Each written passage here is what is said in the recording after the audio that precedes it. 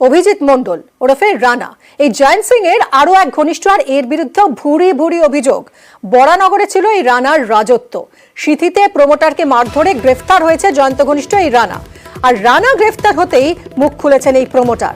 2021-এ বরানগরে promoting ঘিরে তৈরি হয় বিবাদ। প্রমোটার দেবব্রত পাল তিনি অভিযোগ করছেন তাকে রীতিমতো হুমকি দেওয়া হয়েছে, আগ্নেয়াস্ত্র দেখিয়ে খুনের হুমকি দেওয়ার অভিযোগ রয়েছে রানার বিরুদ্ধে। মদত দেওয়ার অভিযোগ পুরসভার তৎকালীন ভাইস চেয়ারম্যানের বিরুদ্ধে। পাড়ায় একটা বিল্ডিং করা নিয়ে আমি চেয়েছিলাম কাজটা আমি করব, আর ওরা চেয়েছিল কাজটা ওরা করবে। ওই রানা এবং সাকরেদরা যত কাজ ওরা করবে আর কাউকে করতে দেবে না। এটা যেহেতু আমার পাড়ার মধ্যে ছিল, ল্যান্ড ওনাররাও আমার পরিচিত ছিল, আমি চেয়েছিলাম কাজটা আমি করব। বিল্ডিং ফিল্ডিং হয়ে গেছে, সবকিছু কমপ্লিট হয়ে গেছে। হয়ে যাওয়ার পর একদিন আমি বাস থেকে নেমে বাড়িতে আসছি। এবার ওই সময় ওই রানা এবং আরো 4 জন ওইখানে ছিল এবং প্রত্যেকেই ড্রিঙ্ক করেছিল। আমাকে বললো, তুমি কাজটা এরকম আমাদেরকে ডিস্টার্ব করলে কেন, এ করলে কেন?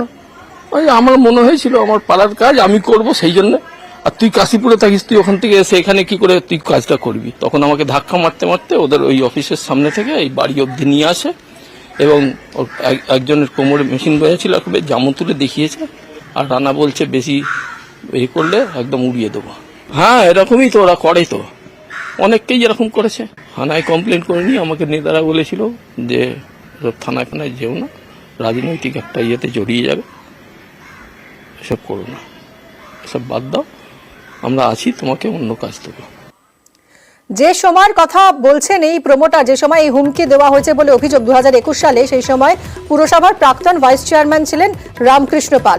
তার বিরুদ্ধে মদত দেওয়ার অভিযোগ রানাকে। শুনুন তিনি পুরো অভিযোগ অস্বীকার করে কি বলছেন। তখনকার কথা বলছে 2011-র পর 5 বছর আমি পৌর প্রধান ছিলাম। তাহলে 21 আর 5 কত হলো? 16 পর আমি পার্টি থেকে আউট। আমার কি এত ক্ষমতা, এত ইজ্জত আছে যে তুই থানায় যাবি না, আমি বুঝে নেবো? আমায় কেন জানাবে? ও একটা মিথ্যে কথা বলছে, একটা ফ্রেমবার ছেলে। আর এরকম ক্ষমতা আছে ও ভিট করছে বা বাড়ি করছে আর আটকে দিতে পারে।